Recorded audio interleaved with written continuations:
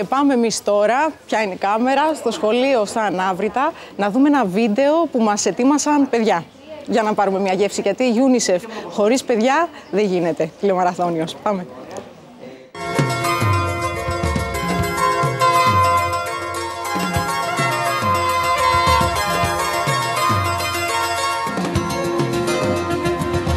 Σκοπός της σημερινής εκδήλωσης είναι η ευαισθητοποίηση των μαθητών μας κατά της φτώχειας.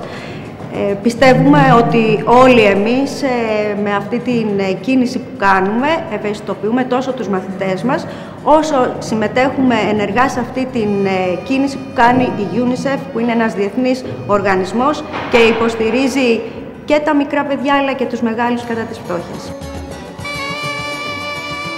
Τα παιδιά του σχολείου μας με πολύ αγάπη, κέφι και διάθεση μάζεψαν από τις οικονομίες τους κάποιο ποσό.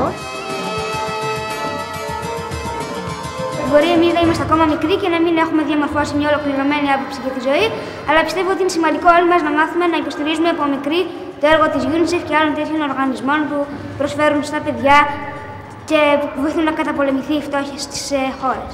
Μένει Θέμη και μαζέψαμε αυτά τα χρήματα για να μπορούμε να προσφέρουμε στα παιδιά τις ίδιες, να μπορούν να κάνουν τα ίδια πράγματα που κάνουν και εμείς αυτή τη στιγμή.